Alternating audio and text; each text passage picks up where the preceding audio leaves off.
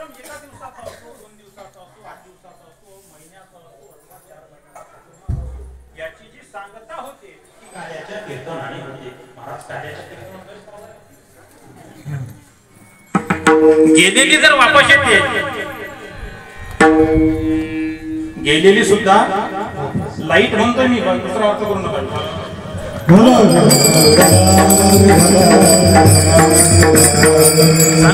सांगू का गेलेली जर वापस यावं वाटत असेल तर मंडप हाच निवडला पाहिजे.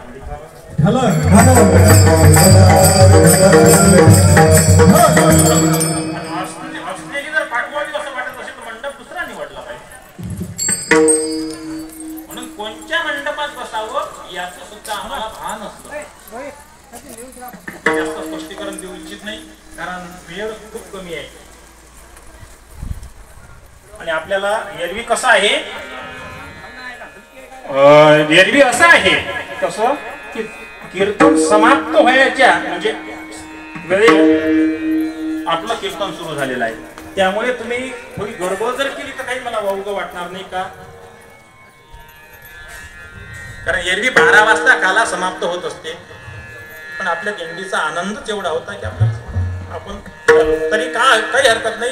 लेट जरी निघालो, आजचे 12 गेले घावट भाऊ तरी उद्याच्या 12 वाजेपर्यंत बोलू आपण, चिंता करू नका,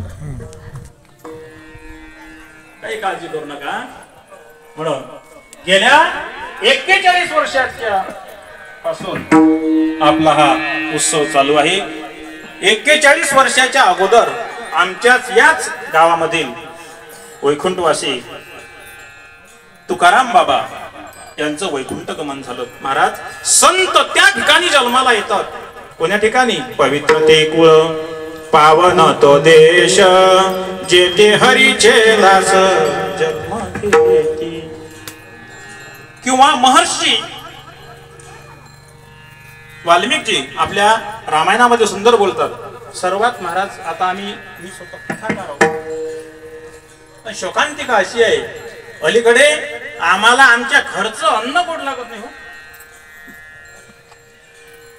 आमच्या बापाने कमावून ठेवलेली इस्टेट, आमचं तिकडे दुर्लक्ष आहे. आम्हाला उत्तर प्रदेश मधून आलेलं पाहिजे.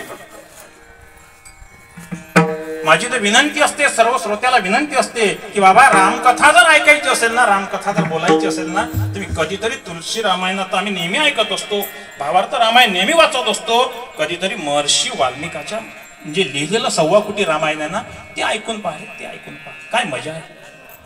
पण आम्हाला कसं आहे, आम्हाला संस्कृत समजत नाही आणि आम्हाला परमार्थाचं प्रदर्शन जास्त आवडते, म्हणून आमच्या जीवनाचा गोंधळ होते. विठ्ठला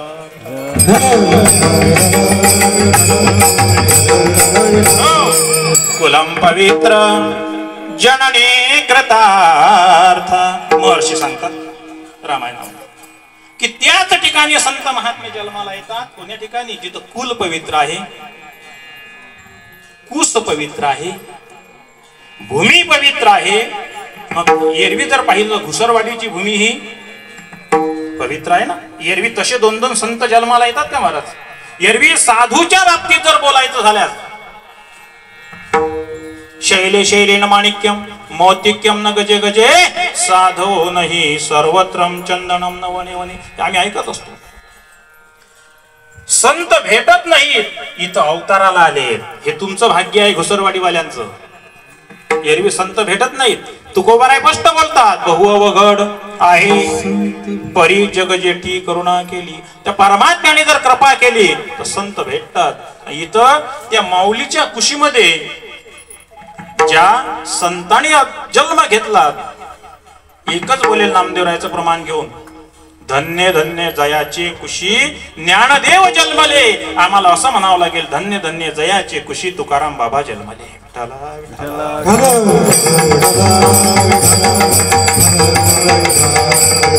हो का? कारण पुणे ठिकाणी जन्म घेत नाहीत. ज्याप्रमाणे सुपीक जमीन असेल तर कोंब चांगला उगवते, ज्या वेळेस कुस पवित्र असेल तर संत जन्माला येते. तसं नाही सामान्य. म्हणून या देशामध्ये जर पाहिलं तर 3 सजावत देश को सती संतोर शूर, 3 लजावत देश को कपटी कायर और क्रूर. पण तीन या देशाची शोभा वाढवतात. त्याच्यामध्ये संत आहेत, सती आहे आणि शूर आहेत. शूर सीमेचं संरक्षण करतात, सती संस्कृतीचं संरक्षण करते आणि संत आमच्यावर योग्य संस्कार देतात. आणि अशा योग्य संस्कार देणारे विदेही संत तुकाराम बाबा, भीमाबाई आणि पांडुरंगजी घावट यांच्या कुळात जन्माला आले. हे नुसतं त्या कुळाचंच नाही तर त्या पूर्ण गावाचं भाग्य असते. धन्य धन्य दयाचे कुशी किंवा पवित्र ती कुळ, पावन तो देश जेते हरीचे दास. जन्म घेती कोण्याही ठिकाणी जन्म घेत नाहीत. आणि जन्म घेणं एरवी आम्हाला आमचा जो जन्म आहे हा प्रारब्धानुसार भोगावं लागते. ज्ञानोबा ज्ञानेश्वरी मध्ये बोलतात, मी माफी मागून बोलेल, मला फक्त कीर्तनात विनोद करता येत नाही. मला कीर्तनात विनोद करता येत नाहीत. प्रसंग आला तर मी काही सोडत नाही म्हणा, कारण एरवी जर शिक्षक आलाच बोल तर शिक्षक मारायला काही हरकत नाही. पण जाणून बुजून मी विकेट जाईल असा शिक्षक कधीच मारत नाही. का स्टंप खाली पडला नाही पाहिजे ना. विठाला विठाला विठाला म्हणून कुलम पवित्र जनाने कृतार्था. तुकाराम बाबाचा जन्म झाला त्याच नंतर आपल्याच भूमीमध्ये ज्यांचं मी नुकतंच दर्शन घेऊन आलो, गाठोदे बाबा यांच्या अगोदर एक वेळ बाबाचं दर्शन माझं झालं. आता बघितल्यानंतर समजलं की गाठोदे बाबा हे आहेत म्हणून. मी विदेही संत लहानोजी महाराज त्या ठिकाणी दर एकादशीला सेवेला असतो. त्याच वेळेस पुण्यतिथी उत्सव असेल, कुठला उत्सव असेल, त्यावेळेस बाबा तिथं येत असतात. परंतु असं संताचं दर्शन झालं, पण हे बाबा याच गावचे आहेत आणि हेच गाठोदे महाराज आहेत ते मला आज समजलं. आणि महाराज या महात्म्यांचं काय, यांचं जर चरित्र गायन तुम्ही केलं ना तर आमची वाणी पवित्र होते. ही ताकद या लोकांचे चरित्र गायन केल्यानं होते. म्हणून एरवी गीतेमध्ये सुद्धा भगवान अर्जुनाला सांगत असताना, अर्जुना मोघाशा मोघ कर्माणो मोघ ज्ञाना विचेतसा राक्षसी मासुरीम चैव प्रकृती मोहिनी स्त्रिता या श्लोकावर व्याख्यान करत असताना एरवी सर्व राक्षस कुळाचं वर्णन केलेलं आहे. ज्ञानोबा सांगतात दुर्योधनाचं वर्णन केलं, म्हणजे दुर्योधनाचं वर्णन केलं, कौरवाचं वर्णन केलं, पण शेवट मात्र ज्ञानोबाराय विषयाला कलाटणी देत असताना बोलतात, ऐक अर्जुना ऐक जेत वाचा विसावे ते साधू कथा. की ते साधूची कथा आहे ज्या ठिकाणी तुमच्या वाणीला विसावा मिळते ना. म्हणून चरित्र गायन करत असताना एक तर संताचं तरी गायन केलं पाहिजे, एक तर माणसाचं तरी गायन केलं, देवाचं तरी गायन केलं पाहिजे. तुकोबाराय स्पष्ट बोलतात काय, बाबा तुम्हाला जर असेल संताचं चरित्र गायन करा किंवा भगवंताचं चरित्र गायन करा. कीर्ती मानवाची वर्णन आहे, वर्णावी ती थोरी एका विठ्ठलाची कीर्ती मानवाची वर्णन आहे. संत किंवा भगवंत, कारण यांचं चरित्र गायन केल्यानंतर काय होते, आमची वाणी पवित्र होते. का पवित्र होते, कारण ते आयुष्यभर पुण्य संचय करत असतात आणि आयुष्यभर पुण्य संचय केल्यामुळे त्यांच्याजवळ पुण्याचा साठा असते एक, आणि ते पुण्याचा साठा आहे.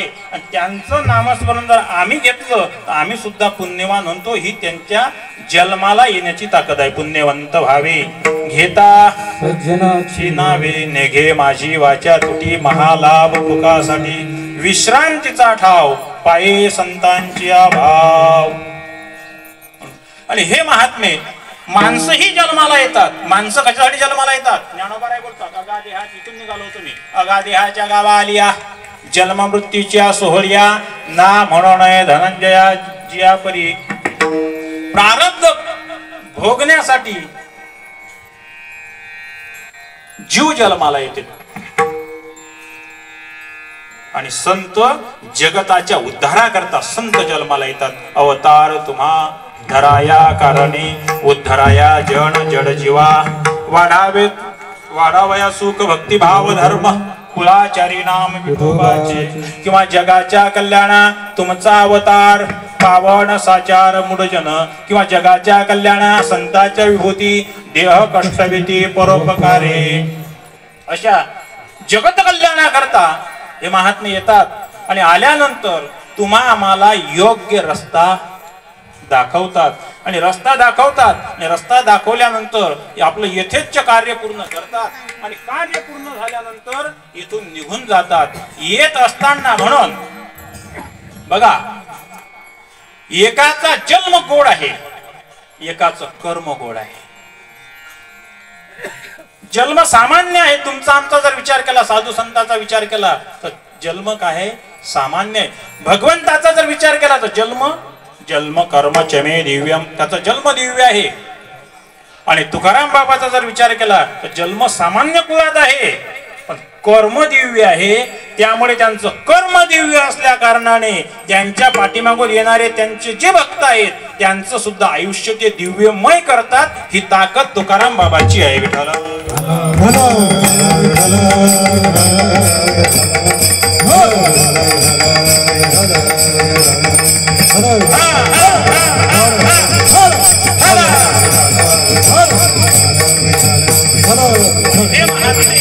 आपलं यथेच कार्य झाल्यानंतर निघून जातात.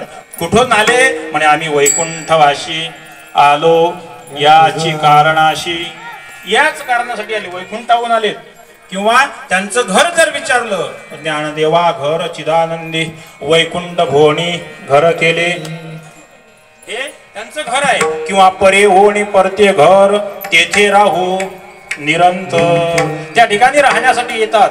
आल्यानंतर आम्हाला आमचं यथेच्छ साध्य सांगण्याकरता हे महापुरुष येतात आणि निघून जातात. आणि येत असताना आम्हाला फारसं काही वाटत नाही, पण ज्या दिवस ते सत्कार्य करत असतात आणि सत्कार्य केल्यानंतर निघून जातात त्यावेळेस मग मात्र ज्या दिवशी ते जातात त्या दिवशी आमच्या डोळ्याला धारा लागत असतात. त्या दिवशी आमच्या डोळ्याला धारा लागतात की बाबा हे महात्मे असेपर्यंत आम्ही त्याला ओळखू शकलो नाही, असेपर्यंत ओळखू शकलो नाही. गीता सुंदर बोलते याच्यामध्ये, नैव किंचित करो मेटी युक्त मान्य तत्त्ववेद पश्यान श्रोणवान पुरुषन जिग्रन नशनान गच्छन स्वपन स्वसन प्रलापन विसृंजन गृण्वन निमिषन निमिषन नपी इंद्रियार्थेषु वर्तन्त इति धारयन्तो हि नेत्रिपाये.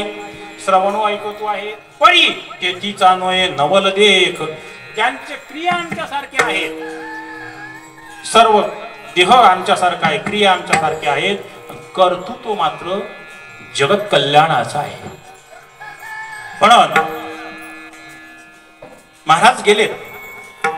मी असं सांगेल की प्रत्येकाला येणं आणि जाणं हे प्रत्येकाला आहे. तुम्हालाही जावंच लागेल, मलाही जावंच लागेल. पण तो मृत्यूनंतर जिवंतपणी जीवन समाप्त झाल्यानंतर, प्रारब्ध समाप्त झाल्यानंतर माणूस मरतो, हा निसर्ग नियम आहे. पण मेल्यानंतरही माणूस जिवंत राहतो ना, ही संतांच्या जीवनाची क्रांती आहे.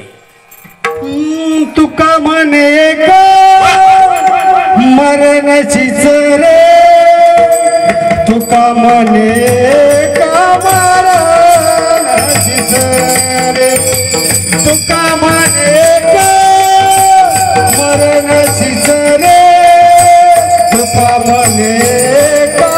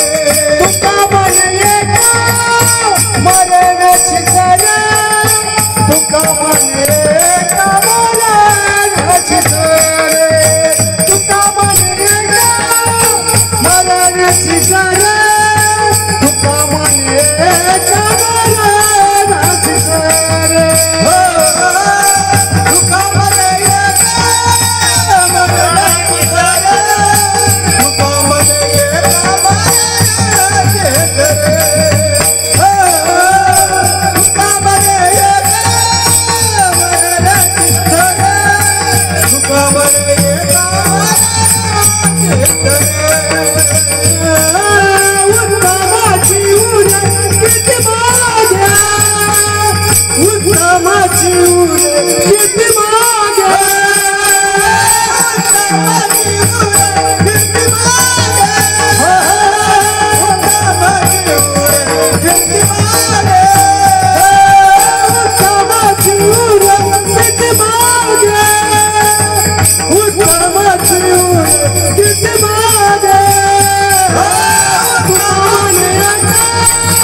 मरणाची खरे तुका म्हणे का मरणाची खरे तुका म्हणे का मरणाची खरे तुका म्हणे का मरणाची खरे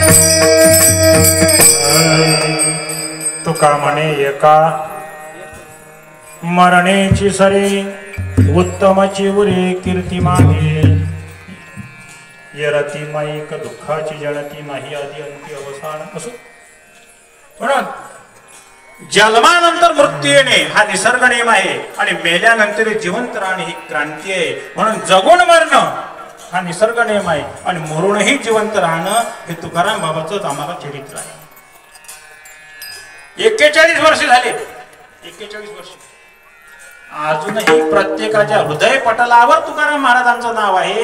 याचं कारण काय? याचं कारण अनेक कारण जरी असतील तरी महत्वाचं कारण एक आहे की त्यांचा आमच्या करता काय उद्धार आहे.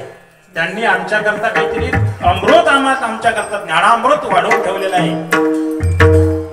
म्हणून 41 वर्षापासून हा उत्सव जसाच्या तसा चालू आहे. म्हणून जगून मारावं का मरून जगावं? माणसाने जगून मरण्याचा प्रयत्न करू नये, माणसाने मरून जगण्याचा प्रयत्न करावा.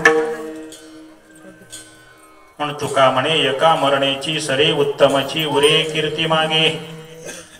म्हणून बाबा 41 वर्षाच्या अगोदर निघून गेलेत आणि निघून गेल्यानंतर हा अव्याहत चालत असणारा कार्यक्रम असा सुंदरपैकी कार्यक्रम आहे. लहान आहे असू द्या, परमार्थामध्ये माणूस लहान असला तरी चालेल. कार्यक्रम त्या कार्यक्रम कोणाचा आहे? हा बाबाचा कार्यक्रम आहे. इथं गर्दीला महत्व नाही रे, इथं दर्दी महत्वाचे आहे. इथं गर्दी, हा गर्दी आहे, गर्दी असावी, कारण गर्दीवर विजय किंवा पराजय असतो. सध्या मोसम कोणाचा आहे? कोणाचा मोसम आहे? ज्याच्या पाठीमागे ज्याची जास्त गर्दी म्हणजे त्याचा विजय. संकल्पना चुकीची आहे. ज्याला जास्त शक्य त्याचा विजय असेल. गर्दी कोणाच्या पाठीमागे असते?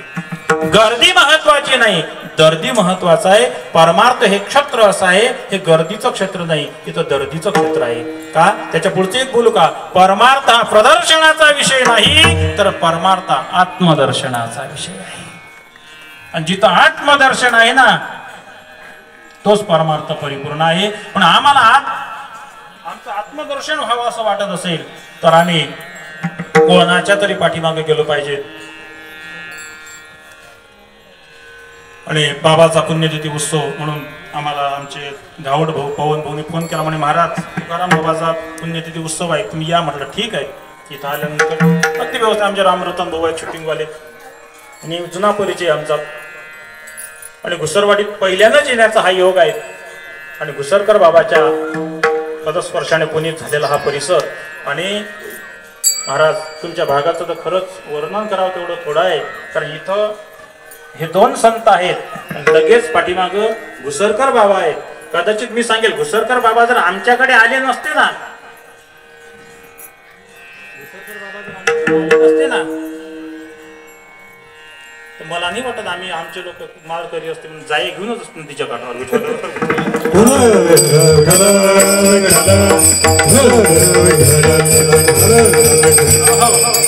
काय बस म्हणजे अनेकाहून एक रत्न संप्रदायाला दिलेला हा भाग आहे. म्हणून त्याचं एक फार मोठं संप्रदायाला तुमच्या भागाची देणगी आहे. असो, त्यापैकीचे एक रत्न म्हणजे श्री तुकाराम महाराज यांचा हा पुण्यतिथी महोत्सव आहे. आणि पुण्यतिथी महोत्सव असताना माझ्या वाट्याला आलेली काल्याची सेवा आहे. काल्याच्या कीर्तनासाठी निवडलेला अभंग जगद्गुरु तुकोबा रायचा आहे.